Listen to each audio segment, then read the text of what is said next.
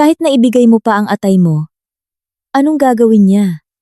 Kapag pumasok na siya sa operating room, tapos na ang lahat. Ang isang pangungusap na iyon na narinig ko mula sa hagdanang pang-emergency bago ako sumalang sa operasyon ang humati sa buhay ko sa dalawa. Sa mismong araw na handa kong ibigay ang kalahati ng aking atay para iligtas ang aking asawa, ang biyenan ko pala ay nagbabalak na itakwil ako sa likuran ko. Ako, na lumaking ulila at buong buhay na nangarap lamang magkaroon ng isang pamilya. Hayaan ninyong isalaysay ko kung paano ko winakasan ang paghinga ng peking pamilyang iyon at muling nabuhay mula sa abo sa madaling araw na iyon. Alas 7 ng umaga sa araw na iyon, ang kama sa waiting room ng operasyon ay napakalamig parang yelo sa aking mga kamay. Isang manipis na kasuotan lamang para sa organ donor ang suot ko nang itusok ng nurse ang isang makapal na karayom ng dextrose sa aking braso. Napasinghap ako sa bigat at sakit ng pagbaon ng karayom sa aking laman, ngunit kinagat ko ang aking labi at tiniis ito. Sa edad na 38, kinikilala ako sa trabaho bilang isang babaeng masusing mag-examine ng mga financial records ng kumpanya. Ngunit sa sandaling iyon, ako ay isang babae lamang na nanginginig sa pag-iisip na mailigtas ang kanyang asawa. Huwag po kayong masyadong kabahan, Ma'am Angela. Maganda naman po ang lahat ng resulta ng inyong tests.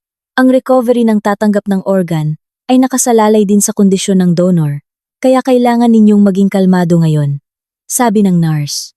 Pilit akong ngumiti. Sa mga nakalipas na araw, pinagdaanan ko ang lahat ng masusing pagsusuri at panayam at pumasa ako sa bawat compatibility test para sa donasyon. Kinuhanan ako ng dugo, tinurukan ng contrast dye, at isinilid sa isang masikip na makina kung saan kinailangan kong pigilin ang aking hininga ng paulit-ulit. Hindi ako nagreklamo kahit minsan. Naniniwala ako na kung mabubuhay ang asawa ko, mabubuhay rin ang kumpanyang sabay naming itinayo. At kung mabubuhay ang kumpanya, sa wakas ay mabubuo na ang simple at buong pamilyang pinangarap ko.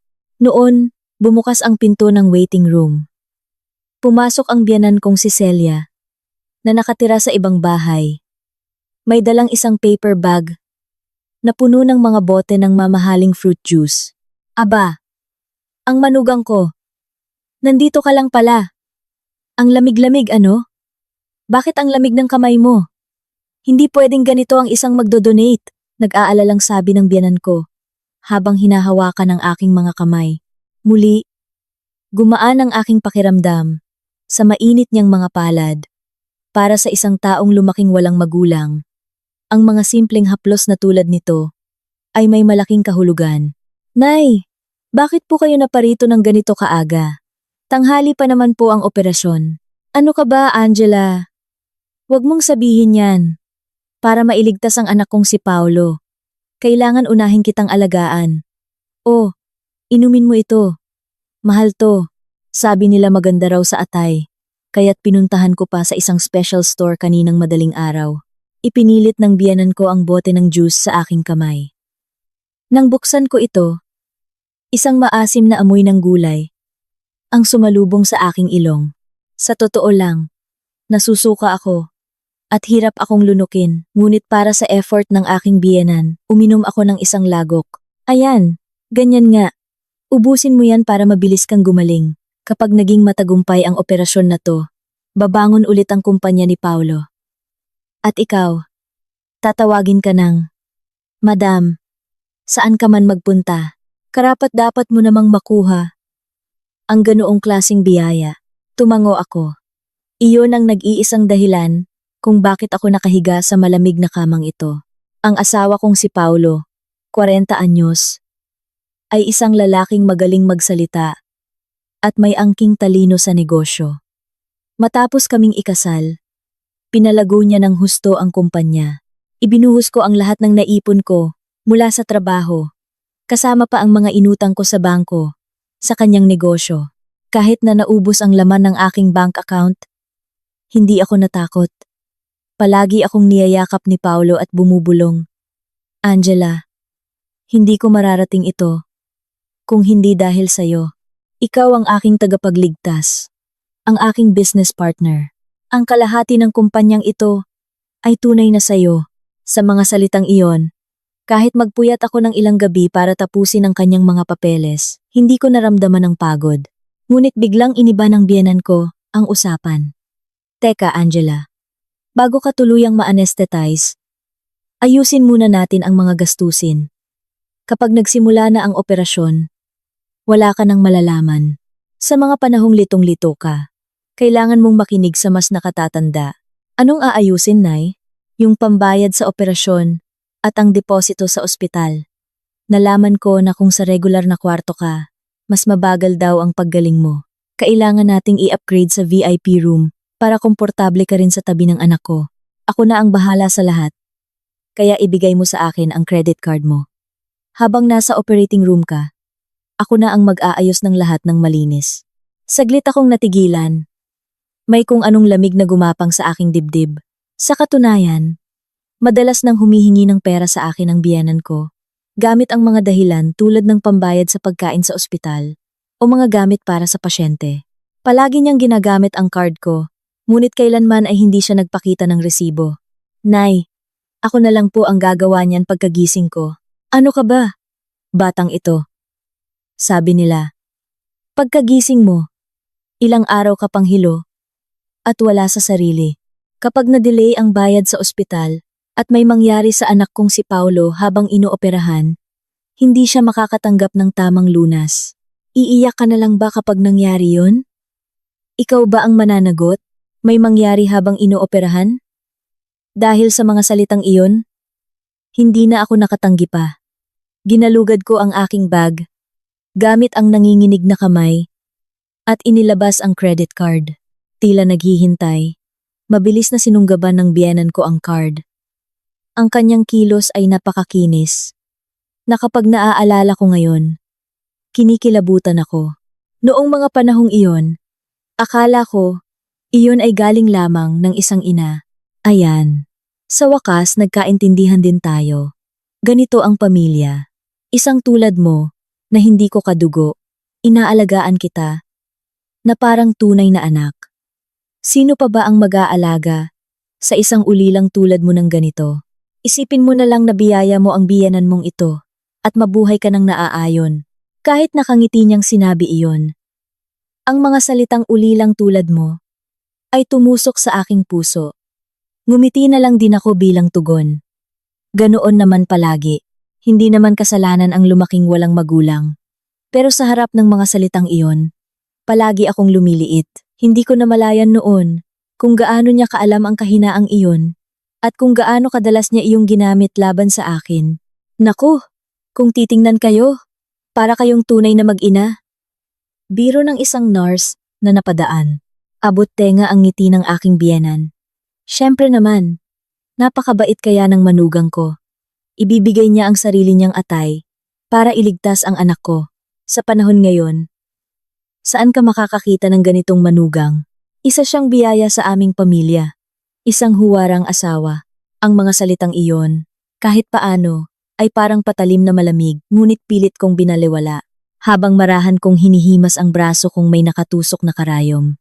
Paulit-ulit kong sinabi sa sarili. Kapag natapos ang operasyong ito, kapag bumalik ang kalusugan ng asawa ko at naging stable na ang kumpanya, magiging isang normal at masayang pamilya na talaga kami. Isang ordinaryong pamilya na sabay-sabay kumakain ng almusal at namamasyal sa palengke tuwing weekend. Nay, pwede po bang kayo na ang pumirma para sa akin sa guardian signature section? Nanginginig po kasi ang kamay ko. Nay, sige. Tikhim. Siyempre naman, ako na ang gagawa niyan para sa'yo. Huwag ka nang mag-isip ng kahit ano. Ihanda mo na lang ang katawan mo. Ay, ang ibig kong sabihin, alagaan mo na lang ang katawan mo. Kinuha ng biyenan ko ang mga dokumento at isinulat ng malinaw ang kanyang pangalan sa espasyo para sa guardian, Celia Reyes. Habang tinitingnan ko ang tatlong salitang iyon, ipinikit ko ang aking mga mata. Nakaramdam ako ng kapanatagan. Pakiramdam ko, sa wakas, may pamilya na talaga ako. Ngunit sa sandaling iyon, nag-vibrate ng bahagya ang cellphone ng aking biyenan. Sumulyap siya sa screen, at isang kakaibang ngiti ang sumilay sa kanyang mga labi. Akala niya siguro ay hindi ko nakita, dahil nakapikit ako, kaya't mabilis na gumalaw ang kanyang mga daliri sa screen. Idinilat ko ang aking mga mata. May tinetext ang biyenan ko. Nay, sino po yung katext ninyo? Ha? Wala to. Yung accountant ng kumpanya ni Paulo. May kailangan daw iproseso na bayad kaya text ng text. Hindi naman humihinto ang trabaho sa kumpanya. 'Di ba? Huwag mo nang intindihin yan. Ipikit mo na lang ang mga mata mo. Accountant! Binaliwala ko ang salitang iyon noon. Kung accountant ng kumpanya, natural lang na tumawag siya tungkol sa mga usaping pinansyal. Ngunit hindi ko alam na ang isang salitang binaliwala ko ay magiging unang piraso ng palaisipan na babago sa takbo ng aking buhay. Inilagay ng biyanan ko ang aking credit card sa kailaliman ng kanyang pitaka, biglang tumingin sa relo, at nagmamadaling nagsalita. Naku, anong oras na pala? Pupunta lang ako sa billing section. Kailangan ko munang bayaran to. Baka hindi na ako makabalik bago ka ilipat sa anesthesia room. Pumasok ka na at matulog ka ng mahimbing. Pagkagising mo, tapos na ang lahat. Pagkagising mo, tapos na ang lahat. 2 beses niyang inulit ang mga salitang iyon. Noong una, akala ko nag-aalala lang siya sa akin. Ngayon, naiisip ko, iyon pala ang boses ng isang taong umaasang may isang bagay na tuluyan ng matatapos. Nagmamadaling lumabas ng waiting room ang biyenan ko.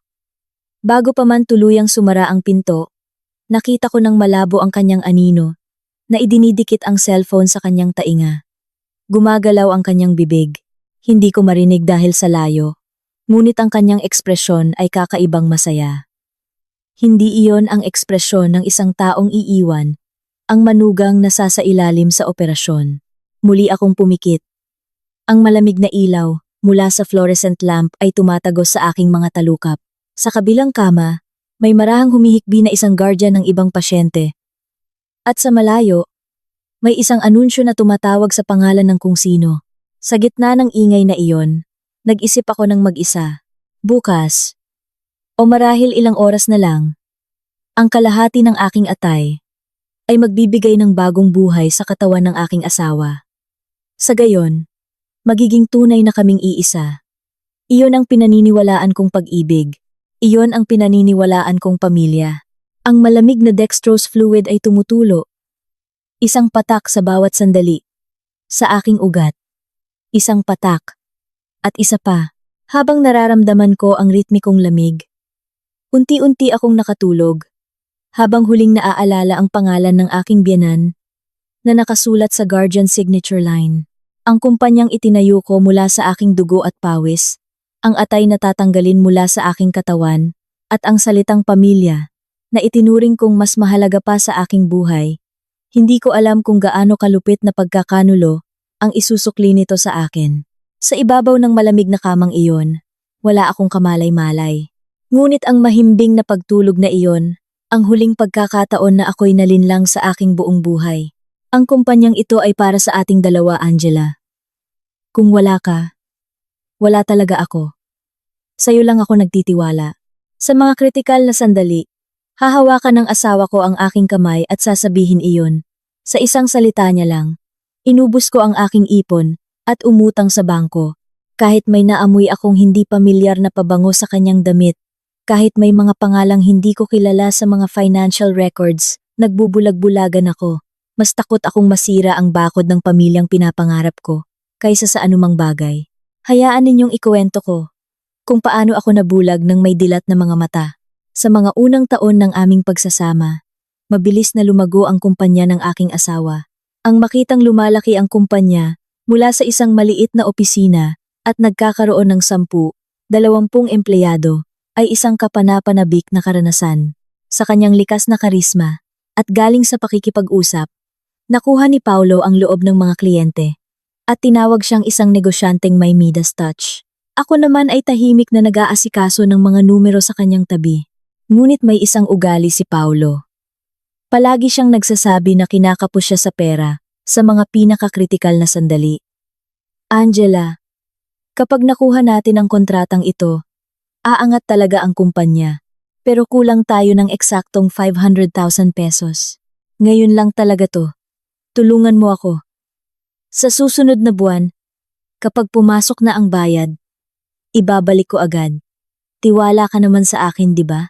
Sa kalagitnaan ng gabi, bubuksan ko ang aking laptop at sisilipin ang ledger ng kanyang kumpanya. Gamit ang aking karanasan sa trabaho, susuriin ko ang sales trend at collection schedules. At kapag nakita kong may potensyal ang paglago ng kumpanya, hindi ako nag-aatubili. Winithdraw ko ang aking time deposit, nag-apply ng credit line, at sa huli, kumuha pa ng personal loan. Sabi ko na nga ba, Angela, ikaw lang talaga ang maaasahan ko. Ikaw ang lucky charm ko.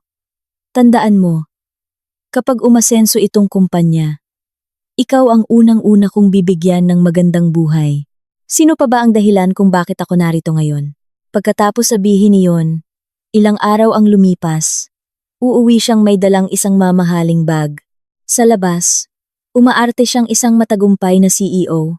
Ngunit sa bahay, binibigyan niya ako ng mga pinakamamahaling regalo para mapanatag ang aking loob. Hindi ko kailanman nagamit ang bag na iyon. Wala akong paggagamitan. Alam ko na, ang perang ipinambili roon ay sapat na para bayaran ang interes ng utang ko sa loob ng ilang buwan. Ngunit nagkunwari akong hindi ko alam. Gusto kong maniwala na ang mga regalo ay patunay ng pag-ibig. Ngunit habang lumalaki ang kumpanya, lalong ginagabi ang pag-uwi ni Paulo. Ang dating 1 o 2 beses lang sa isang linggo ay naging pang-araw-araw na. Dumalas ang pag-uwi niya ng 2:00 o 3:00 ng madaling araw na amoy alak. Tuwing nangyayari iyon, naghihintay ako at nagtitimpla ng mainit na honey water. Lahat naman ng negosyante ay ganyan. Sabi ko sa sarili, ganoon din noong gabing iyon. Nang ilalagay ko na sa labahan ang polo ng asawa kong umuwi ng madaling araw, may naamoy akong kakaiba sa kwelyo. Isang matapang na amoy ng rosas. Hindi amoy alak o sigarilyo, kundi amoy pabango ng babae. Matagal kong inamoy-amoy ang polo. Nanginginig ang aking mga kamay. At pagkatapos ay inihagis ko ito sa labahan. Nagpasya akong huwag magtanong. Pakiramdam ko, sa sandaling magtanong ako. May isang bagay na guguho. Ilang araw ang lumipas. Inaayos ko ang mga financial records ng kumpanya ni Paulo. Iyon ay isang pakiusap niya. Ata, habang pinaghihiwalay ang mga resibo at tinutugma ang mga gastusin, may napansin akong isang kakaibang entry. Katrina Santos. Reimbursement for business trip. Maraming mga gastusin na hindi malinaw ang pinagmulan. Ang perang lumabas sa ilalim ng pangalang iyon na isang accountant daw ay masyadong malaki para sa isang ordinaryong empleyado. Saglit kong ibinaba ang aking ballpen at tinitigan ang pangalang iyon. Nanlamig ang aking dibdib. Ang daliri kong may hawak na mouse ay huminto sa ibabaw ng entry na iyon. Noon, nagtanong si Paulo mula sa sala. Bakit? Itong empleyadong si Katrina. Medyo malaki yata ang travel expenses niya. Si Katrina, ang accountant natin. Magaling niyang magtrabaho. Sumasama siya sa mga meeting sa kliyente. Siya ang pinaka-pinagkakatiwalaan kong tao. Sapat lang yan. Sapat lang yan. Bakit? Pinagdududahan mo na ba agad ang mga tao? Bahagyang tumaas ang boses ni Paulo. Agad akong umiling. Hindi. Tinitingnan ko lang ang amount. Angela, ako ang pinaka-nakakaalam sa mga nangyayari sa kumpanya. Ikaw, tingnan mo lang ang big picture. Huwag kang mag-focus sa mga walang kwentang detalye. Okay? Balak ko sanang markahan ng highlighter ang pangalang iyon. Ngunit sa huli, ibinaba ko ang ballpen. Kung pinagkakatiwalaan siya ng asawa ko, sino ako para magduda? Ganoon na naman. Muli, ako mismo ang pumigil sa sarili kong pagdududa. Matapos ang ilang araw na pag-iisip, naglakas loob ako. Tungkol sa pabango. Nagkunwari akong walang anuman at nagtanong. Mahal, napapansin ko, laging may amoy pabango ang mga polo mo. Parang amoy rosas. Saan kaya galing yun? Sa sandaling iyon, nagbago ang mukha ni Paulo. Ngunit hindi siya nagalit. Sa halip, biglang namula ang kanyang mga mata. Ha? Pati ba naman ikaw? Pagdududahan ako? Akala mo ba gusto kong pumupunta sa mga KTV bar tuwing madaling araw? Yung manager ng kliyente, hindi nakikipag-usap kung hindi doon. Para makuha ang kontrata, kailangan kong pakisamahan sila. Yung babaeng katabi ko, nagbuhos ng pabango sa sarili niya kaya kumapit sa akin. Akala mo ba gusto kong tiisin yon? Umiiyak pa si Paulo habang itinataas ang kanyang boses. Ako, tinitiis ko ang mga maruruming lugar na yun para lang sa'yo at sa kumpanya natin. Tapos pag uwi ko, imbes na aluin mo ako, iimbestigahan mo pa ako. Angela, tao rin ako, natigilan ako. Nakaramdam ako ng hiya. Masyado ba akong makitid mag-isip? Hindi ko ba naunawaan ang hirap ng isang negosyante? Sa halip, hinaplos ko ang likod ni Paulo at humingi ng tawad. Sorry mahal, naging sensitive lang ako. Alam ko namang nahihirapan ka. Nagsalita pa ako ng kung ano-ano. Ngayon, kapag naiisip ko, nakakatawa. Sino ba ang nagkamali? Pero ako pa ang humingi ng tawad. Ngunit noon, naniniwala akong iyon ang paraan para maprotektahan ang pamilya. Ang problema ay sumunod. Makalipas ang ilang araw, dumating ang biyenan ko na may dalang sandamakmak, nalalagyan ng ulam. Tila isinumbong sa kanya ni Paulo ang tungkol sa pabango. Habang inilalagay ng biyenan ko ang mga ulam sa ref, umiling-iling siya. Angela, pinagdudahan mo raw si Paulo? Nagpapakapagod ang asawa mo sa labas para kumita ng pera. Tapos ganyan ang ipapakita mo sa bahay? Hindi po, Nay. Hindi po pagdududa. Nagtanong lang po ako. Anong nagtanong lang? Ang isang lalaking CEO, kung hindi niya kayang makipag-socialize ng ganyan, paano niya patatakbuhin ang negosyo? Ginagawa niya yan para palaguin ang kumpanya. Ikaw, dapat inaasikaso mo lang ang bahay. Bakit mo pinapakialaman ang asawa mong nagtatrabaho sa labas? Lalong tumaas ang boses ng aking biyenan. At sa huli, tinumbok niya ang pinakamasakit na parte para sa akin. Sa bagay, ano nga bang natutunan mo? Maagang nawalan ng magulang, hindi natuto ng tamang pag-aasikaso ng pamilya, kaya hindi mo alam kung gaano kahalaga ang isang asawa. Sabi nila, ang mga manugang na may pamilyang pinanggalingan, kahit madaling araw na umuwi ang asawa, tahimik lang na nag-aayos ng higaan at naghahanda ng mainit na kape o lugaw. Ang tungkol sa magulang ko. Ang pinakamahina kong punto. Ang katotohanang maagang pumanaw. Ang aking mga magulang ay ginamit ng biyenan ko na parang patalim at itinarak sa aking dibdib. Mas gugustuhin ko pa sigurong masampal. Ang pasa ay nawawala sa paglipas ng panahon, ngunit ang mga salitang iyon ay umiikot sa aking isipan sa loob ng ilang araw, ilang buwan. Nay, sobra naman po yata ang sinabi ninyo. Anong sobra? May sinabi ba akong hindi totoo? Sino ba ang nanghusga sa'yo sa pagiging ulila? Ako. Tinanggap kita. Kaya dapat, mas maging mabuti ka. Kung may natanggap ka, dapat marunong ka ring magbalik. Ganyan ang isang tao. Mariin kong kinagat ang aking labi. Maraming salita ang gustong kumawala sa aking bibig, ngunit wala ni isang lumabas. Ano man ang sabihin ko, alam kong babalik lang ito sa isang pangungusap. Ganyan yan. Kasi, lumaking walang magulang. Sa harap ng mga salitang iyon na mas masakit pa sa pisikal na pananakit, kinagat ko lang ang aking labi sa sobrang sama ng loob. Sa isang sulok ng kusina, dahan-dahang umiwas ng tingin si Paulo. Habang inaatake ng kanyang ina ang kanyang asawa, hindi niya ako ipinagtanggol kahit minsan. Sa halip, ang kanyang pananahimik ay nagbigay pa ng lakas sa mga salita ng kanyang ina. Nang gabing iyon, matapos umalis ang aking biyenan, umiyak ako ng mag-isa sa banyo. Hindi ko na makilala ang sarili ko sa salamin. Ako, na kinikilalang matalino at mahusay sa trabaho, ay nagiging napakaliit pagdating sa bahay.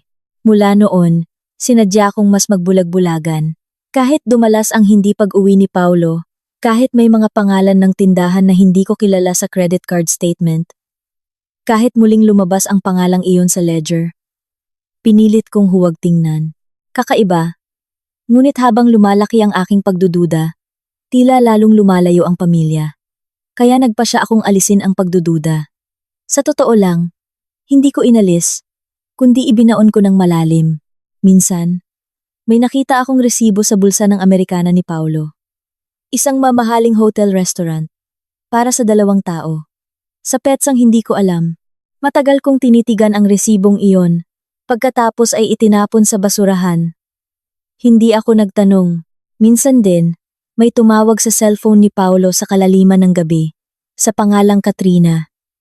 Lumabas si Paulo sa beranda, at matagal na nakipag-usap. Trabaho lang daw. Tumango ako. Kung iisipin, nagkalat ang mga palatandaan. Imposibleng hindi ko iyon nakita. Ako na, nagpapanggap na matalino. Binaliwala ko. Dahil sa iisang pagnanasa ang magkaroon ng sarili kong pamilya.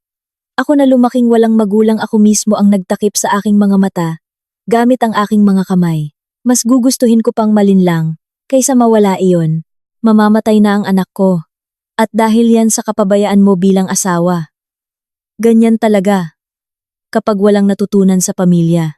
Sa araw na isinugod sa emergency room ang asawa ko, dahil sa pagsusuka ng dugo, iyon ang sinabi ng biyenan ko, habang umiiyak at nakakapit sa damit ko sa pasilyo ng ospital.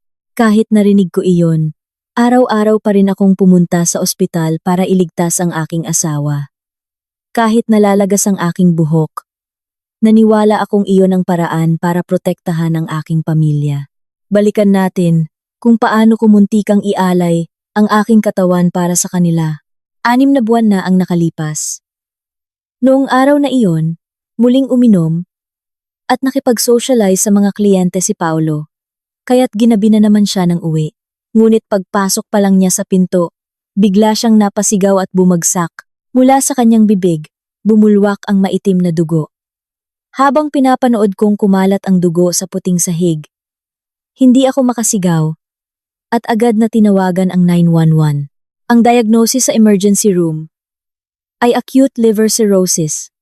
Ang matagal na pag-inom at hindi malusog na pamumuhay ang unti-unting sumisira sa kanyang atay. Isinara ng doktor ang chart at sinabi sa akin nang may mabigat na ekspresyon, "Ginang, magiging prangka po ako. Hindi na po ito madadaan sa gamot. Ang tanging paraan na lang po ngayon ay liver transplant. Kailangan po ninyong maghanap ng donor sa inyong pamilya." Pamilya? Sa salitang iyon, walang pag-aalinlangan akong nagtaas ng kamay. Ako po. Ako na po. Magpapatest po ako. Kung maililigtas siya ng atay ko, gagawin ko po. Saglit akong tiningnan ng doktor. Tila may gusto siyang sabihin ngunit pinigilan na lang. Ngayon, naiisip ko, baka may alam na ang doktor na iyon. Isang asawang masyadong madaling nag-alok ng sariling atay. Nang mabalitaan ng biyenan ko, sumugod siya sa ospital. Ngunit ang una niyang ginawa ay hindi magtanong kung paano maililigtas ang kanyang anak. Umupo siya sa sahig ng pasilyo, kumapit sa damit ko, at nagiiyak. Diyos ko, ang anak ko, kawawa naman. Kung inalagaan lang siya ng maayos ng asawa niya, hindi sana siya magkakaganito. Kahit umuwi siyang lasing, hindi man lang siya pinagluto ng mainit na sabaw. Kaninong kasalanan to? Kaninong kasalanan? Nagtinginan ang mga taong dumadaan. Sa harap ng lahat, ako ang naging kontrabida. Ako, na handang ibigay ang sariling atay para iligtas ang aking asawa, ay pinalabas na siyang pumatay dito. Ngunit hindi ako nagpaliwanag. Naisip kong hindi iyon ang tamang oras. Ang pagliligtas kay Paulo ang prioridad.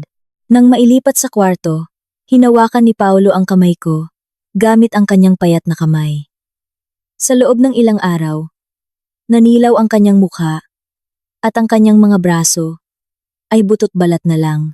Angela, ayokong mamatay. Hindi pa ako pwedeng mamatay. Kailangan ko pang i-public ang kumpanya at bibigyan pa kita ng magandang buhay. Pakiusap, iligtas mo ako. Ikaw lang ang pag-asa ko, sabi nila. Tayo raw ang pinaka-compatible. Huwag mo akong iwan. Tumulo ang mga luha ni Paulo sa aking kamay. Sa mainit na luhang iyon, muling nadurog ang aking puso. Kung mabubuhay ang taong ito, mabubuhay ang aming pamilya, mabubuhay ang kumpanyang sabay naming itinayo. Iyon lang ang nasa isip ko. Huwag kang mag-alala. Ililigtas kita. Kapag ibinigay ko ang kalahati ng atay ko, gagaling ka ulit. Kaya lumaban ka. Nandito lang ako sa tabi mo. Mula noon, nagsimula ang aking malaimpyernong paglalakbay. Hindi ko maaaring iwanan ang aking trabaho. Kailangan kong bayaran ang mga utang sa bangko. At hindi rin biro ang bayarin sa ospital. Kaya sa umaga, nagtatrabaho ako sa kumpanya. At pagkatapos, dumidiretso ako sa ospital. Inalagaan ko si Paulo. At kapag wala siyang malay, ako pa ang nag-aaral at nag-aasikaso ng mga papeles ng kumpanya. Sa paniniwalang hindi dapat huminto ang kumpanya. Ang buhay sa ospital ay mas mahirap kaysa sa inaasahan. Ang pasyenteng may cirrhosis ay laging namamaga ang tiyan at madalas sumuka. Kapag sumusuka si Paulo ng itim na dugo sa kalagitnaan ng gabi, sinasalo ko iyon gamit ang aking mga kamay at pinupunasan ang kanyang bibig. Inaakay ko siya papuntang banyo. At kapag nadumihan ang sapin ng kama, pinapalitan ko ito kahit hating gabi. Kahit nasusuka ako at nanginginig ang mga braso ko, hindi ako tumigil. Ang problema ay ang aking biyenan. Araw-araw siyang pumupunta sa ospital, ngunit hindi niya inaalagaan ang kanyang anak. Sa halip, palagi siyang may kinukuha.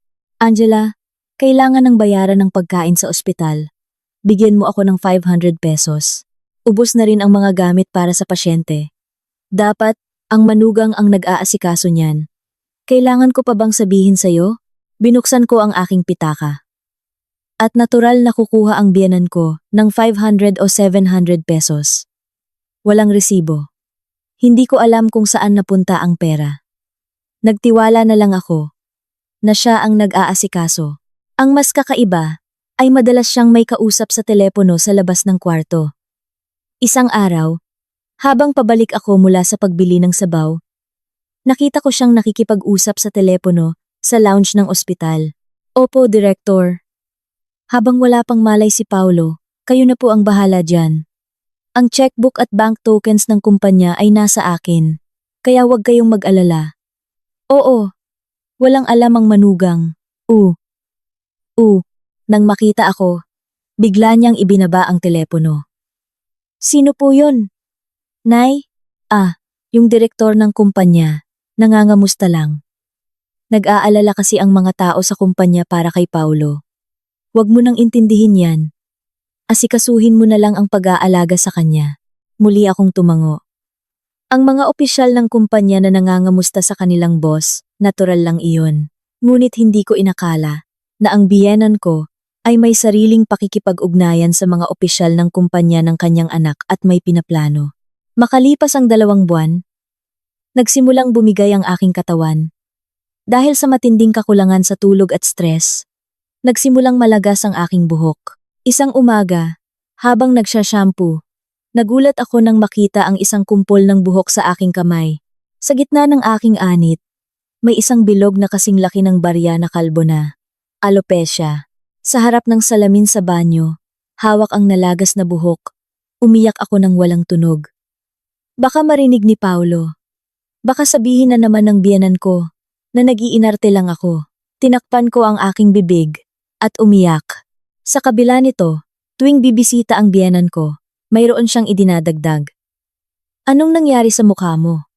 Kung ganyan ka, baka hindi maganda ang atay na maibigay mo sa anak ko. Hindi mo maalagaan ang sarili mong katawan, papatayin mo pa ang anak ko.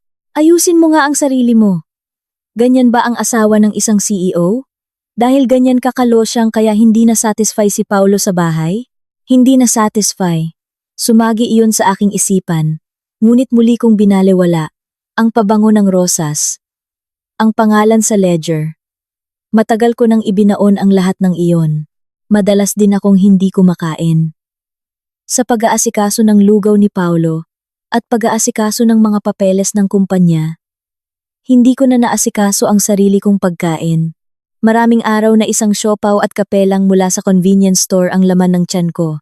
Kahit nagugutom, Nagpunta ako para sa mga compatibility test. Kinuhanan ako ng dugo, nagpa-CT scan, at nagpa-liver function test. Mabuti na lang. Maganda ang lahat ng resulta. Ang kondisyon po ng atay ng donor ay napakaganda, malusog at perpekto para sa transplant. Nakahinga ako ng maluwag sa sinabi ng doktor. Ang malusog kong atay ang makakapagligtas kay Paulo. At iyon ay isang malaking kaluwagan para sa akin. Ngayon, naiisip ko, ang malusog kong atay para sa kanila ay parang isang hinog na prutas lamang. Isang araw bago itakda ang petsa ng operasyon, dumating ang biyenan ko sa kwarto at hinawakan ang aking kamay. Mas malambing siya kaysa dati. Angela, ang dami mong pinagdaanan. Ikaw ang magliligtas kay Paolo. Habang buhay kong hindi kalilimutan ang utang na loob na ito. Pagkatapos ng operasyon, mamuhay na tayo ng maayos bilang isang tunay na pamilya. Oo, panahon na para ituring kang parte talaga ng pamilyang ito, bilang isang tunay na pamilya. Sa mga salitang iyon, tila natunaw ang lahat ng aking sama ng loob. Namuo ang luha sa aking mga mata. Tinapik ng biyenan ko ang aking likod. Ang init. Oo. Pagkatapos ng operasyong ito, magiging maayos na ang lahat, babalik na sa dati ang lahat. Sa araw na pumirma ako sa consent form, nanginginig kong isinausaw ang aking hinlalaki sa inkpad. Mariin kong idiniin ang aking thumb mark sa donor's consent. Habang tinitingnan ko ang pulang marka, muli kong ibinaon ang lahat ng aking pagdududa at pangamba. Ang amoy ng pabango. Ang hindi malamang pinagmulan ng pera. Ang mga kahina-hinalang tawag ng biyenan ko. Lahat. Malapit nang matapos ang lahat. Gagaling na si Paulo. Magiging stable na ang kumpanya. At magiging isang tunay na kaming pamilya. Iyon ang matatag kong pinaniniwalaan. Habang ibinibigay ang consent form sa doktor, ang desisyong tanggalin ang isang bahagi ng aking katawan para ibigay sa aking asawa ay ang huling patibong pala nila para tuluyan akong lamunin. Ang kamay kong pumirma sa pulang markang iyon ay walang kamalay-malay. Huwag kang mag-alala. Kapag natapos na ang operasyon, hahanap tayo ng butas para palayasin agad ang ulilang yan. Sino ba ang nagpalaki ng kumpanya? Bago ako ilipat sa anesthesia room, ang tawa ng aking biyenan na umalingaw-ngaw mula sa hagdanang pang-emergency ang humati sa aking buhay. Ang plano pala nila, pagkatapos kong ibigay ang aking atay, para iligtas ang kanilang anak, ay bigyan ako ng isang lumang apartment at palayasin. Sa sandaling iyon, napagtanto ko, hindi ako pamilya, hindi business partner, kundi isang bagay na gagamitin at itatapon. Tingnan ninyo kung paano ako nakawala sa patibong na iyon. Tanghali na sa araw ng operasyon. Bago ako bigyan ng anesthesia, sinabi ng nurse na mayroon daw maikling interview sa guardian. Dala-dala ang IV stand. Bumaba ako sa kama at nagtungo sa interview room malapit sa emergency exit. Ngunit nakalock ang pinto. Tila umalis sandali ang naka-assign na staff. Nagpa siya akong maghintay sa dulo ng pasilyo, malapit sa hagdanang pang-emergency. Noon ko narinig. Mula sa siwang ng pinto ng hagdanan, may isang masayang boses. Boses ng biyenan ko. May kausap siya sa telepono. Walang kamalay-malay. Lumapit ako sa pinto. Bakit kaya dito siya nakikipag-usap? Iyon lang ang naisip ko. Oo, Katrina. Malapit nang magsimula ang operasyon. Ilang oras na lang ang tiisin mo, Katrina. Sa pangalang iyon, natigilan ako. Ang pangalan sa ledger. Ang accountant. Pinigil ko ang aking hininga. Huwag kang mag-alala. Kapag may bago ng atay si Paulo, 2 o 3 buwan lang, makakalakad na yon. Kapag nangyari yon, dahan-dahan na nating aalisin ang ulilang yan. Madali lang humanap ng dahilan. Hindi marunong mag-asikaso ng bahay. Sumasagot sa biyenan. Gagamitin natin yon para i-file ang annulment. Tinakpan ko ang aking bibig. Ang puso ko'y tila bumagsak. Financial support? Anong financial support? Ibigay na lang natin yung luma nilang apartment at sabihing manahimik na siya. Sayang pa nga yun. Ano bang naitulong ng manugang sa pagpapalaki ng kumpanya? Lahat yun dahil sa diskarte ni Paulo. Siya, Nagbigay lang ng pera. At ngayon, magbibigay ng atay. Yun lang. Nagbigay lang ng pera, magbibigay ng atay. Yun lang. Nawalan ako ng lakas sa mga binti at napasandal sa pader. Ang pag-ubos ko sa aking ipon, ang pag-utang ko sa bangko, ang pagpupuyat ko para sa mga papeles, ang pagkalagas ng aking buhok sa pag-aalaga sa kanya, lahat ng iyon. Para sa kanila ay pagbibigay lang ng pera. Ngunit hindi doon nagtapos ang sinabi ng biyenan ko. Humalakhak pa siya at ipinagmalaki. Ah, teka, Katrina. Matutuwa ka. Kanina, gamit ang card niya, binili ko na yung para sa'yo. Isang mamahaling relo sa department store.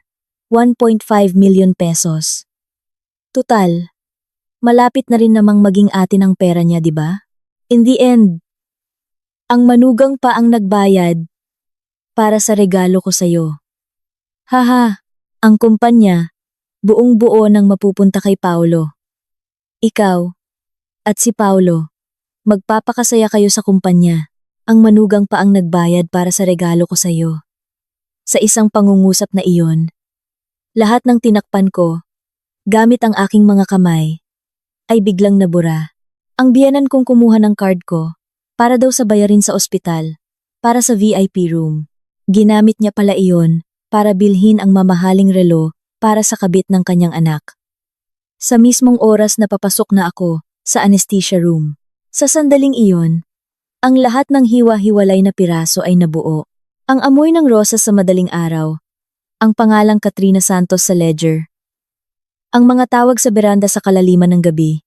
Ang mga kahina-hinalang usapan ng biyenan ko sa mga opisyal ng kumpanya. Lahat ay nabuo bilang isang buong larawan. Ang tapat na pag-ibig ng aking asawa. Ang maalagang pag-aalaga ng aking biyenan, lahat ay isang perpektong panloloko para makuha ang aking pera at ang aking organ. May kabit ang asawa ko, at ang kabit na iyon ay ang accountant ng kumpanya. Ninanakaw nila ang pera ko, at alam ng biyenan ko ang lahat, habang ginagamit ako bilang isang pabrika ng atay. Ang plano nila, kapag nailigtas ko ang kanyang anak, bibigyan ako ng isang lumang apartment at palalayasin. Gusto kong magkaroon ng pamilya. Buong buhay ko, iyon lang ang hinangad ko. Ngunit ang mga taong itinuring kong pamilya, ay hindi ako kailanman itinuring na pamilya. Isa lang akong gamit na itatapon. Kapag kailangan ng pera, ako ang bank account. Kapag may sakit ang anak, ako ang organ. At kapag tapos ng gamitin, ako ang basura. Nakapagtataka, sa sandaling iyon, hindi ako umiyak. Sa halip, ang isip ko ay naging kasing lamig ng yelo. Lahat ng malabo noon ay naging malinaw. Mula sa loob ng hagdanan, naririnig ko pa rin ang tawa ng biyenan ko. Sige na, ibababa ko na. Kailangan ko pang ihatid ang manugang ko sa operating room. Huling pagkakataon na, kailangan kong tapikin ang likod niya at sabihing galingan niya ang pagiging isang mabuting asawa. Hoho, huli. Ang salitang iyon ay tumusok na parang patalim sa aking tainga. Para sa kanila, ngayon ang aking huli. Oo, tama. Huli na nga. Ngunit isang huli na kabaligtaran ng inaakala nila. Tahimik akong umatras mula sa hagdanan. Dala-dala ang IV stand. Dahan-dahan akong bumalik sa waiting room. Nanginginig ang aking mga binti, ngunit ang aking isip ay mas malinaw kaysa dati. Mabilis na umikot ang mga kalkulasyon sa aking ulo. Alam ko na kung ano ang dapat kong gawin. Ako. Nabihasa sa pag-unawa sa mga financial records. Ang kakayahan kong natutulog. Dahil sa takot, ay biglang nagising. Pagbalik ko sa waiting room, umupo ako sa kama. Sakto. Umalis sandali ang mga medical staff. Tila tiningnan nila ang chart ng susunod na pasyente. Kaya walang tao sa paligid. Tiningnan ko ang makapal na karayom ng dextrose na nakatusok sa aking braso. Ang karayom na ito ang magdadala sa akin sa operating table. Sa plano nila, hindi ako nag-atubili. Walang awa kong binunot ang karayom. Bumulwak ang pulang dugo mula sa aking braso at binasa ang manggas ng aking damit. Naramdaman ko ang matinding kirot, ngunit hindi man lang ako kumurap. Kinuha ko ang alcohol swab mula sa bedside table at mariin kong idiniin sa sugat. Agad na namula ang bulak. Saglit kong tinitigan ang mantsa ng dugo. Nagpa siya akong panatilihin ang peklat na ito habang buhay. Para hindi ko makalimutan kung anong klasing mga tao ang nanloko sa akin at kung paano ako nakaligtas. Binuksan ko ang locker at kinuha ang mga damit na isinuot ko noong nag-check-in ako. Hinubad ko ang damit pang opera na may mantsa ng dugo at inihagis sa kama. Ang manipis at malamig na telang iyon, hindi ko na isusuot pa. Nagbihis ako at kinuha ang aking bag. Wallet, cellphone, ID, lahat nandoon. Tanging ang credit card lang ang wala. Yung kinuha ng biyenan ko. Saglit kong tiningnan ang bakanteng espasyo. Okay lang. Ang card na iyon, ang magiging pinakamalakas na ebidensya laban sa kanila. Bago umalis sa waiting room, muli kong tiningnan ang damit na may dugo na inihagis ko sa kama. Sa ibabaw nito, nakalagay ang kopya ng Guardian's Consent Form, ang pangalang Celia Reyes, na isinulat ng malinaw sa Guardian section.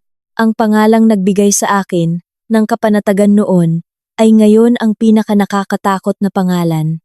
Tumalikod ako ng walang pag-aalinlangan. Isinukbit ko ang bag sa aking balikat at may kumpiyansang naglakad sa pasilyo ng ospital. Habang naghihintay ng elevator, kalmado ang aking puso. Hindi ako natakot. Sa halip, pakiramdam ko, sa unang pagkakataon, nakatayo ako sa sarili kong mga paa. Nang magsara ang pinto ng elevator, tila may narinig akong nagmamadaling sigaw mula sa direksyon ng operating room.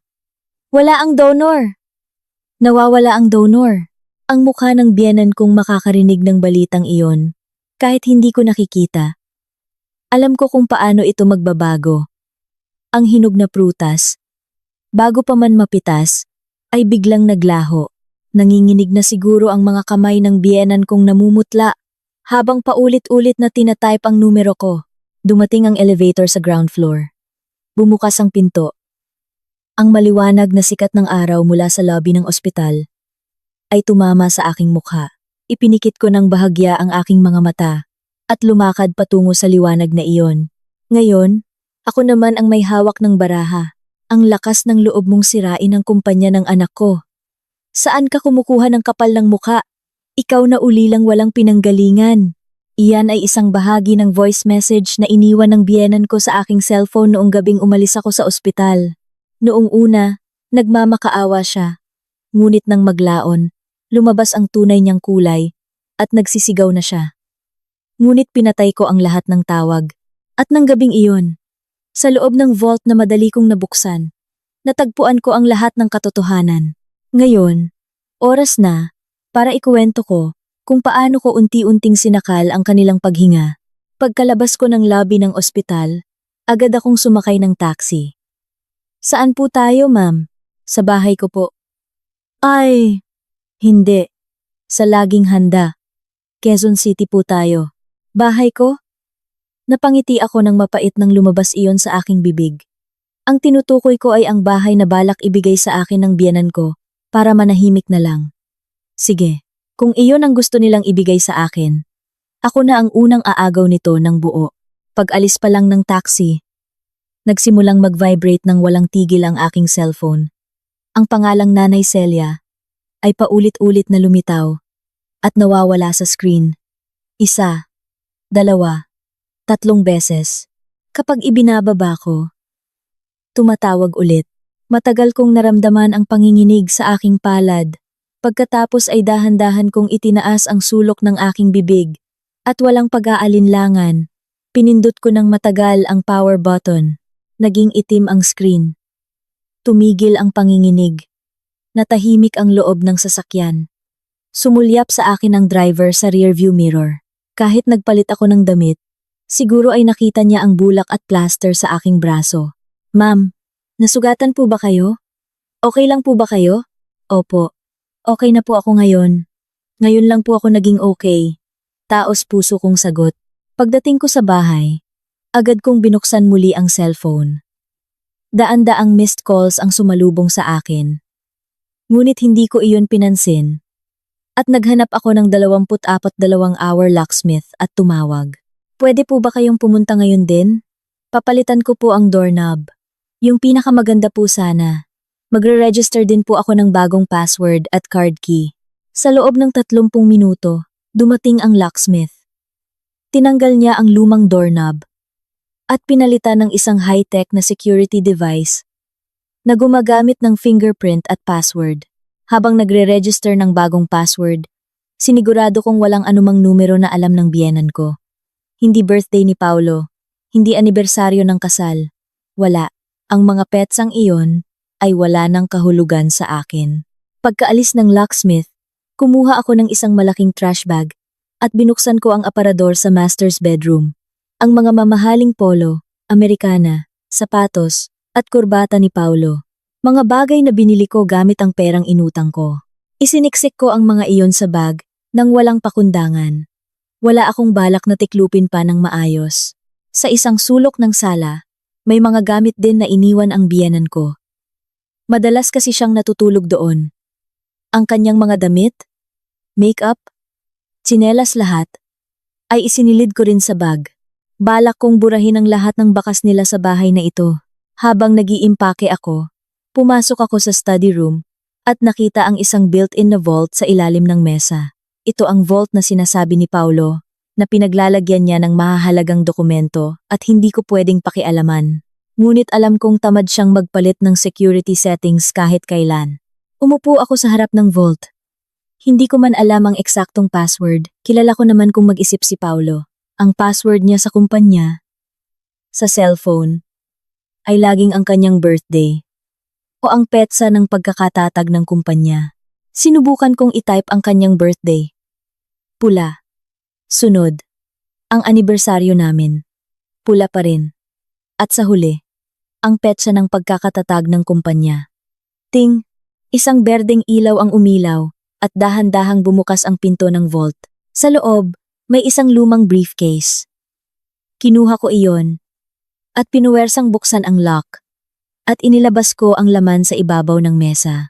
Maraming mga bankbook sa ilalim ng ibang pangalan, isang listahan ng mga empleyado, at isang bagong-bagong cellphone na hindi ko pa nakikita isang second phone.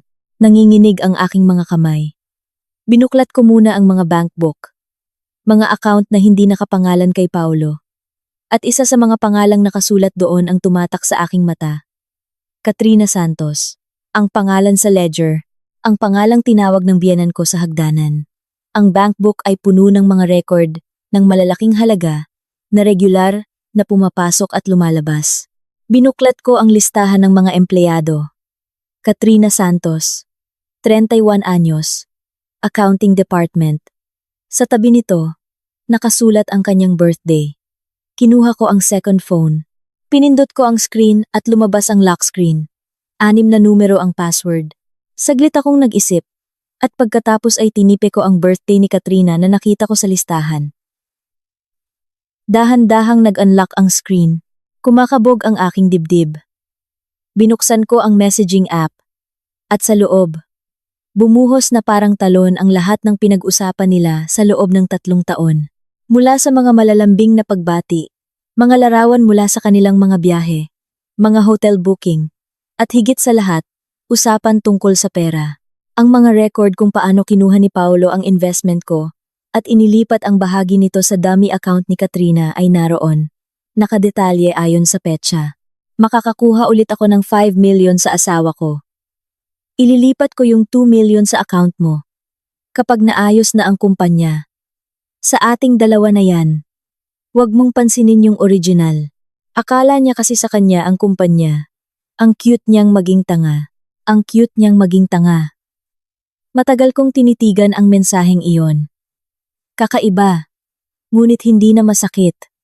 Ang espasyo para sa sakit ay napuno na ng malamig na galit. Ang kanilang detalyadong plano kung paano nila aangkinin ang kumpanya at palalayasin ako ng walang-wala pagkatapos ng operasyon ay nakasulat sa bawat mensahe. Kasama pa ang biyenan ko. Sabi ni Mama, nakuha na niya ang card ng asawa mo. Yung relo ko ngayon, doon din kinuha. Yung mamahaling relo, sa department store, 1.5 million pesos. Ang oras ng pagbili. Ngayon, ang mismong oras na muntik na akong dalhin sa anesthesia room. Kinunan ko ng screenshot ang lahat ng iyon. Nanginginig ang aking mga kamay. Ngunit ginawa ko ito ng may katiyakan. Gamit ang aking karanasan sa pag-aaral ng mga financial records, inipon ko ang lahat ng maaaring maging ebidensya at itinabi ko ang second phone, mga bank book, at listahan ng empleyado. Ito ang aking mga sandata. Gabi na. Dinala ko ang mga bag na puno ng gamit ni Paulo at ng biyenan ko sa labas.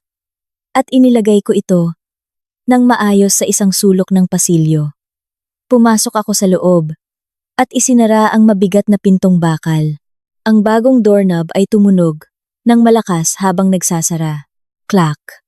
Ang tunog na iyon ay nagbigay sa akin ng matinding kapanatagan. Pinatay ko ang ilaw sa sala at tumayo sa tabi ng bintana sa beranda. Sa labas, kumikinang ang mga ilaw ng syudad. Habang tinitingnan ang mga ilaw, tahimik akong nangako sa sarili. Simula pa lang ito. Babawiin ko ng buo ang kumpanyang itinayo ko mula sa aking dugo at pawis. Ipapakita ko sa mga taong itinuring akong isang gamit lang kung gaano sila nagkamali. Hindi ako magpapatawad. Walang sinuman. Walang ni isang sentimo. Nang gabing iyon, sa unang pagkakataon sa mahabang panahon, nakatulog ako ng mahimbing. Walang gamot. Walang pag-aalala. Iyon ang pinakamahimbing na tulog ko mula nang ikasal kami. Sobra-sobra ang ebidensya, ma'am, nakakagulat. Hindi po natin pwedeng matalo ang laban na ito. Iyon ang sinabi ng kilalang-kilalang abogado nang ilatag ko sa kanyang mesa ang second phone at ang mga dummy bank account. Agad akong nag-file ng petisyon para i-freeze ang lahat ng ari-arian ng kumpanya ng aking asawa. Ang manugang na balak nilang itapon ay siya palang hahawak sa leeg ng buong kumpanya. Saksihan ninyo kung paano ko ginawang parang papel ang kanilang pagpupumiglas.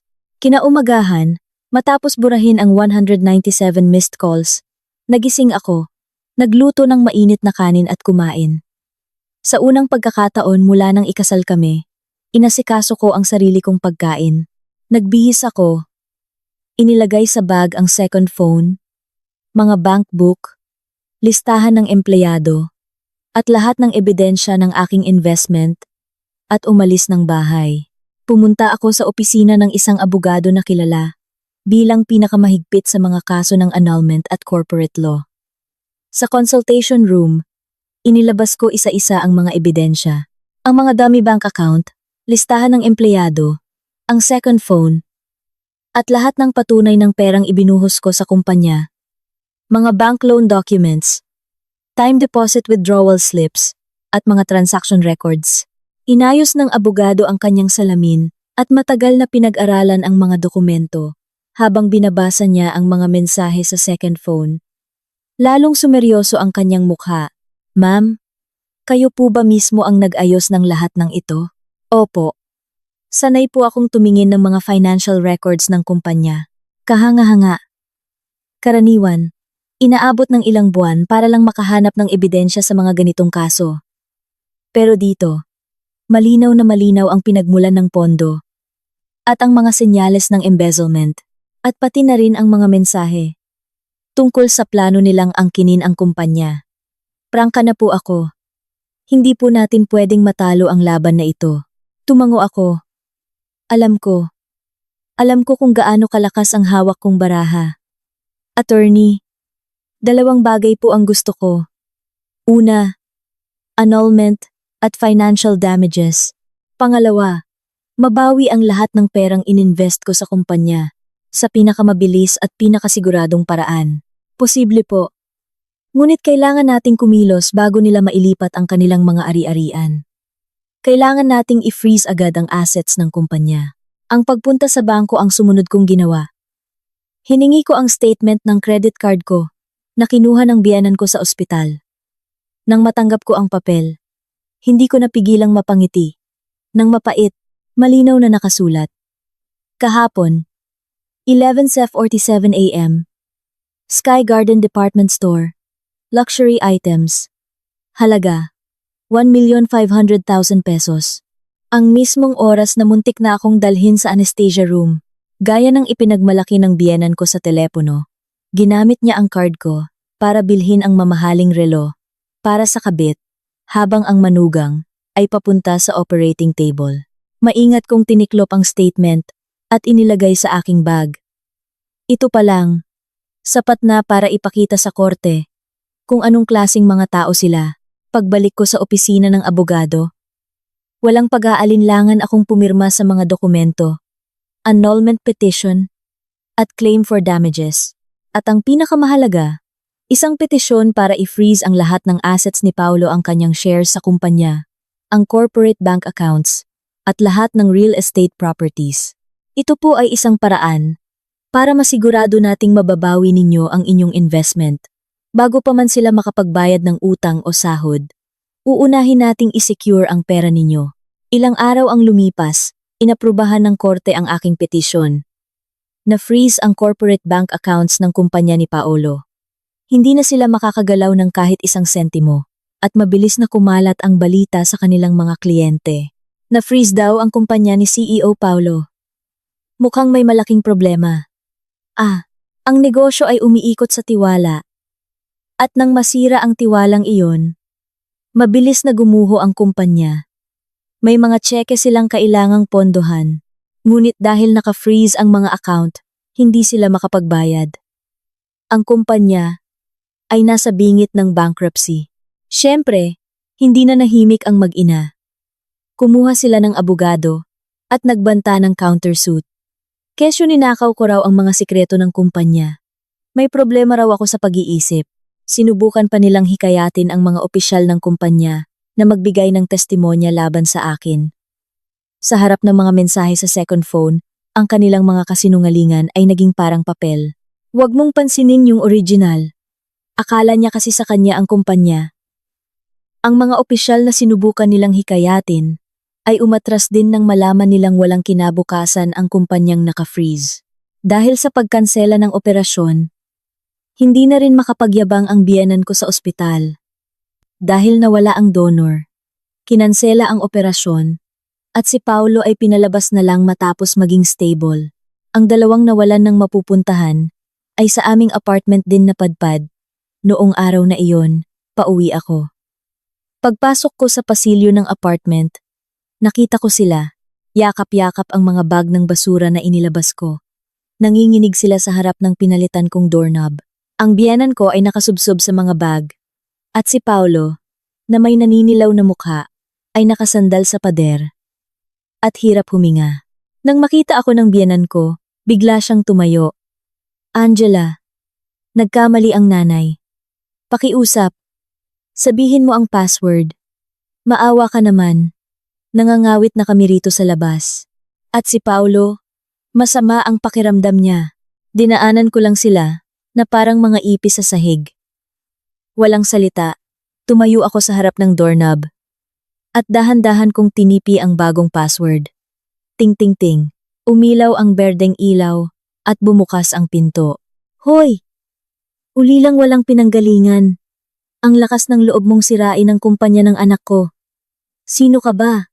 Ngunit mabigat na nagsara ang pinto, at ang matinis na sigaw niya ay pinutol ng malakas na tunog ng lock.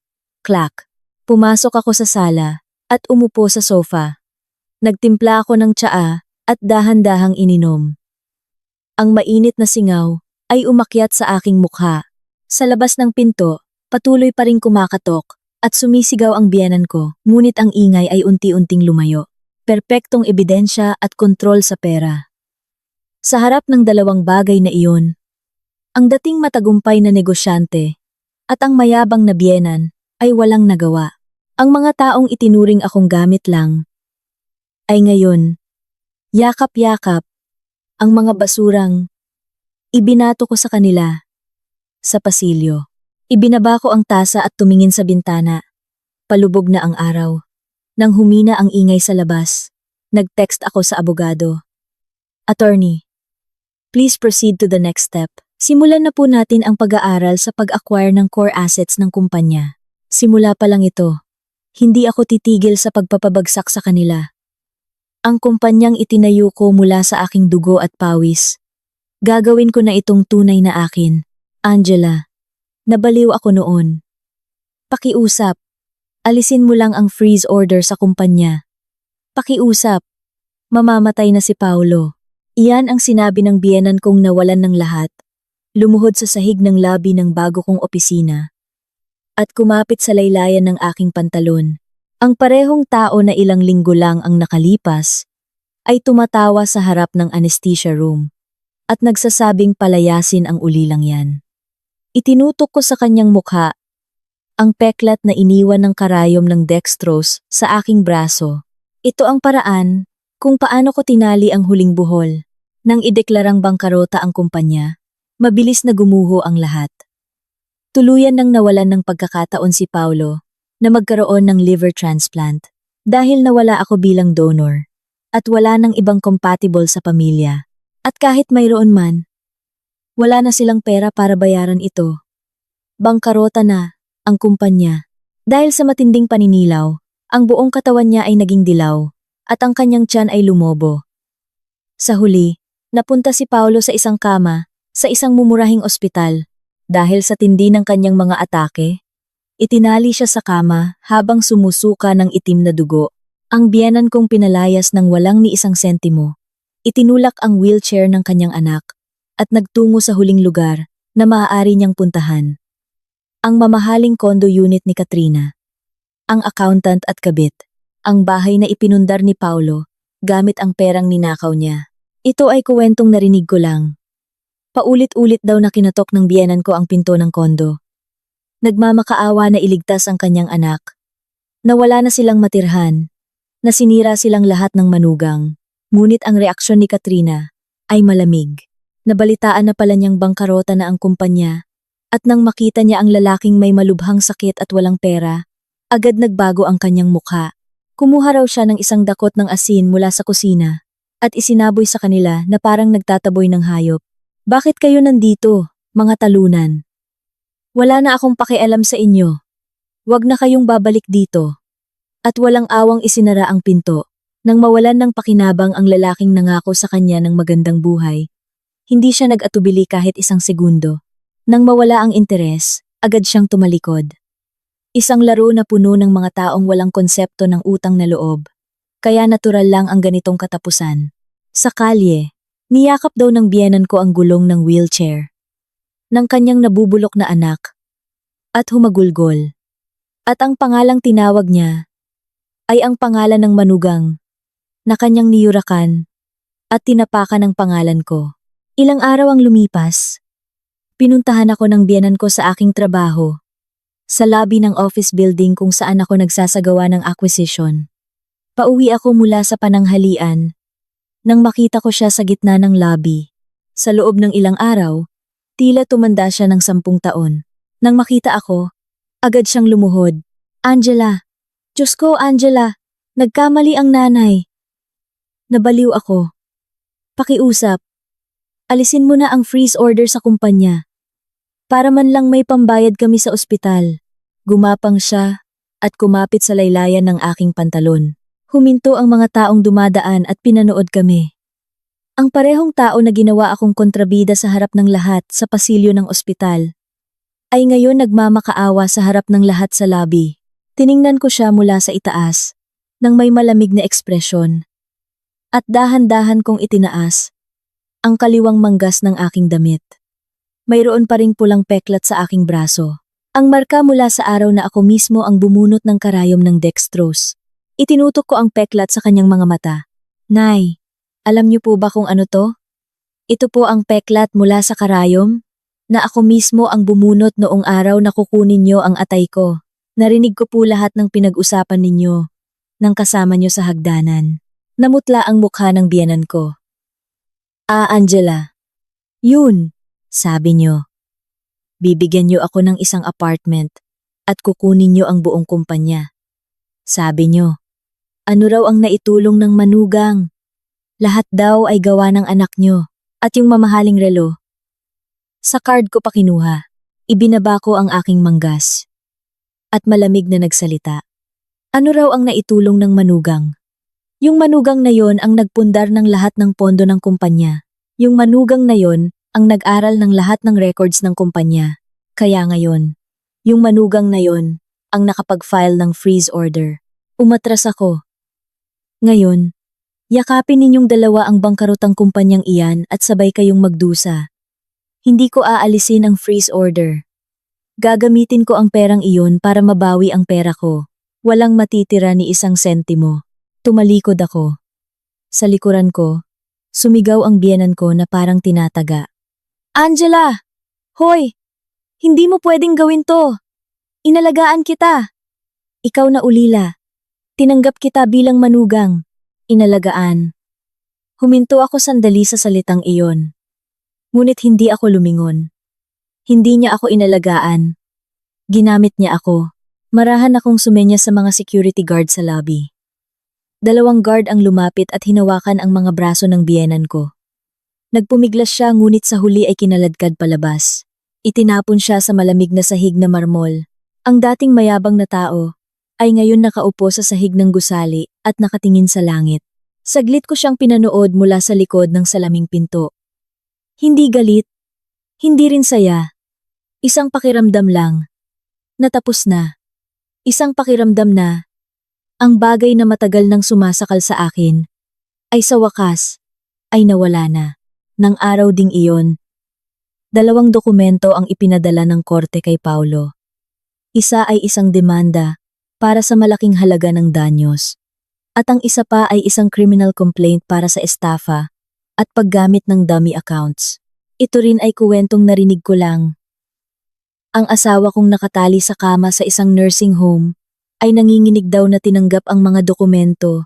Pinunit daw niya ito gamit ang kanyang nangingilaw na kamay. Nagkaroon ng atake at gumulong sa sahig.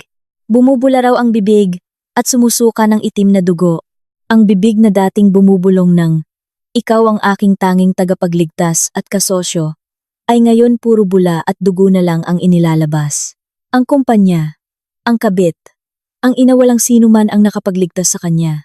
Ang karisma at galing sa pagsasalita na kanyang ipinagmamalaki ay walang silbi sa harap ng kamatayan. Nang gabing iyon, nag-overtime ako sa opisina. Pinag-aaralan ang mga dokumento para sa acquisition. Sa labas ng bintana, isa-isang umilaw ang mga ilaw ng syudad. Saglit kong ibinaba ang aking ballpen at marahang hinaplos ang kaliwang braso. Naramdaman ko ang pulang peklat. Ang peklat na ito ay hindi ko kahinaan. Ito ay patunay na umalis ako sa operating table na iyon, na ipinagtanggol ko ang aking sarili. Nagpasya akong ipagmalaki ang peklat na ito habang buhay. Tumingin ako sa bintana at muling kinuha ang ballpen. Isang huling hakbang na lang ang natitira. Ang muling pagbangon ng kumpanya mula sa abo, gamit ang aking sariling mga kamay. Ang kumpanyang gustong gumamit sa akin bilang isang gamit lang, ngayon ay gagawin kong isang kumpanya na may pangalan ko. Wala na ang Angela na napipilitang magsakripisyo nang walang katwiran. Ang nakaupo dito ngayon ay si Angela Reyes, ang CEO ng sarili kong kumpanya, mula sa pinakaupuan sa bagong ayos na opisina ng CEO. Iyan ang aking unang pahayag sa harap ng mga bagong opisyal.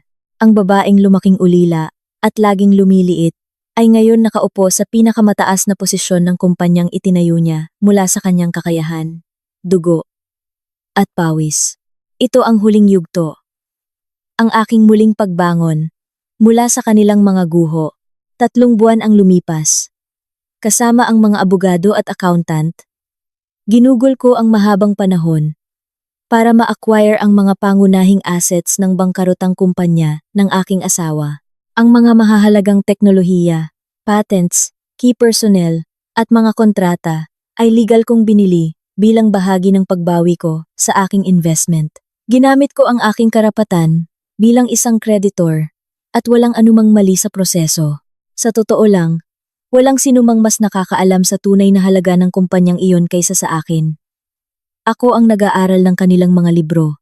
Si Paulo ay magaling lang sa pagpapakitang gilas.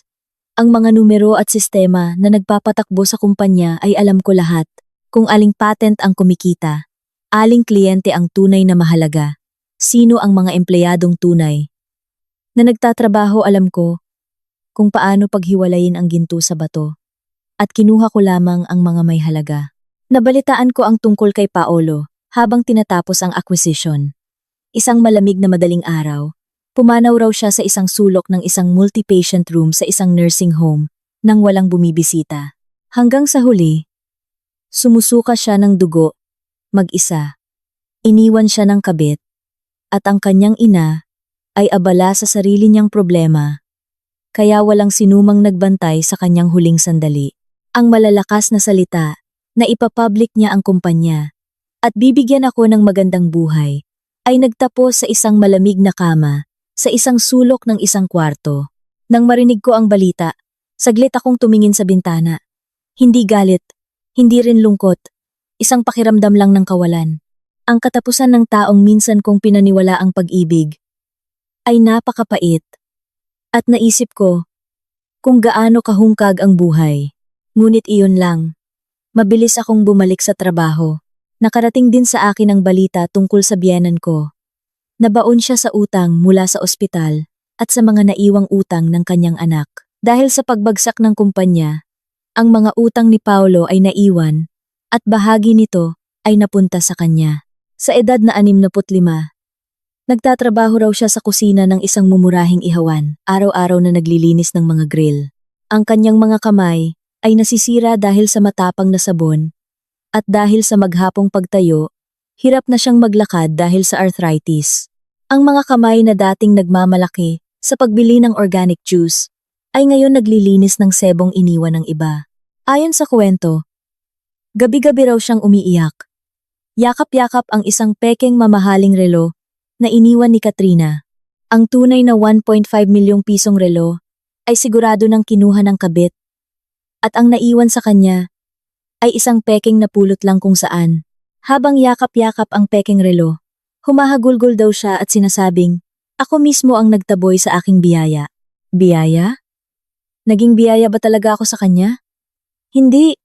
Isa lang akong hinog na prutas na handang pitasin. Isang gamit na itatapon. Ang dahilan kung bakit siya nagsisisi ay hindi dahil mahal niya ako, kundi dahil nawala sa kanya ang source ng pera. Kaya wala akong balak na tanggapin ang kanyang pagsisisi. Pinatawad ko sila. Masyadong mahalaga ang kinabukasan ko para sayangin ang buhay ko sa pagkamuhi. Ngunit ang pagpapatawad ay iba sa pagtanggap muli. Pinatawad ko sila. Ngunit hindi ko sila kailanman binalikan. Matapos kong tuluyang alisin ang mga parasito sa aking buhay, sinimulan kong muling ibangon ang kumpanyang na-acquire ko. Dinagdagan ko ang teknolohiya ng kumpanya ng aking karanasan sa trabaho, ang aking kaalaman sa praktikal na aspeto, ang aking mata sa mga numero, at ang aking kakayahang kumilatis ng tao, ay ibinuhos ko lahat. Ang mga kontrata na dating kinukuha ni Paolo sa mga KTV bar, ay nakuha ko sa pamamagitan ng tapat na kakayahan at tiwala. At sa gayon, muling isinilang ang kumpanya bilang isang bagong IT venture. Pinalitan ko rin ang pangalan ng kumpanya. Walang anumang bakas ng nakaraan ang iniwan ko. Sa araw ng aking inaugurasyon bilang CEO, nagsuot ako ng pinakamamahaling business suit at umupo sa pinakaupuan sa bagong opisina. Sa conference table, nakapaligid ang mga bagong opisyal.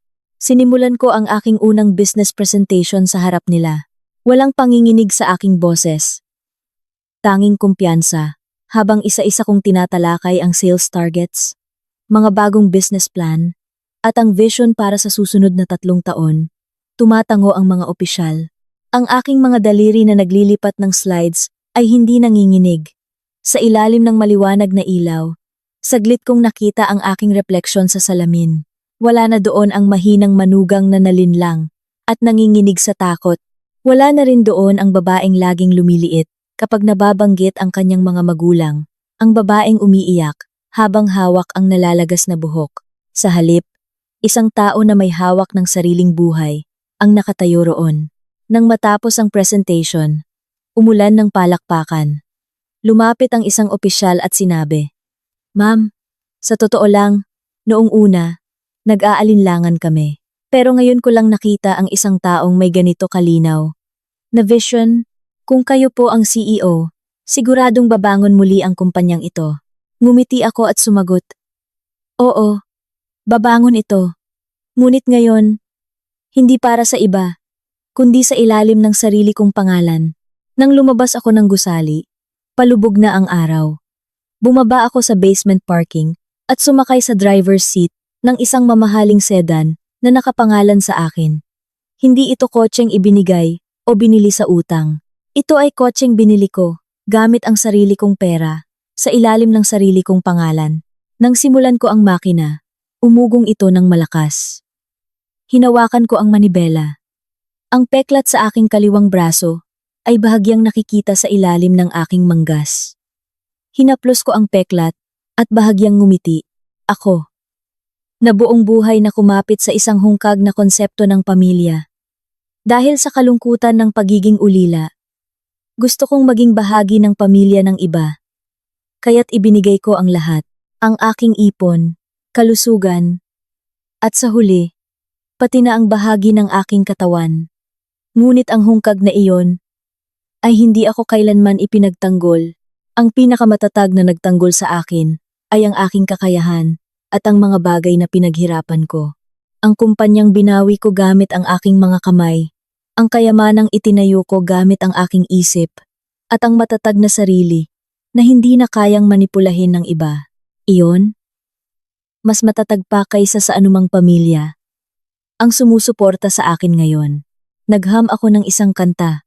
Isang magaan at masayang kanta na matagal nang hindi lumalabas mula sa kaibuturan ng aking puso.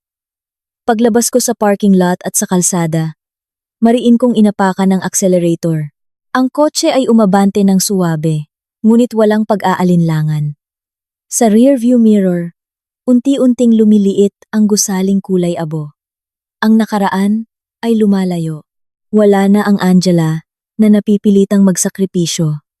Ang narito ngayon ay si Angela, na nagmamaneho ng sarili niyang buhay.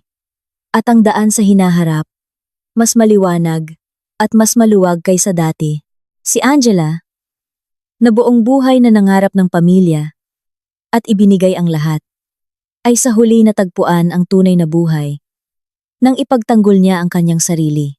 Sa mga taong itinuturing na karapatan ang sakripisyo ng iba, huwag ninyong kalimutan na ang dedikasyong iyon ay hindi isang karapatan, kundi isang utang. Ang iyong mainit na puso ay sapat nang ibigay sa mga taong nakakaalam ng halaga nito.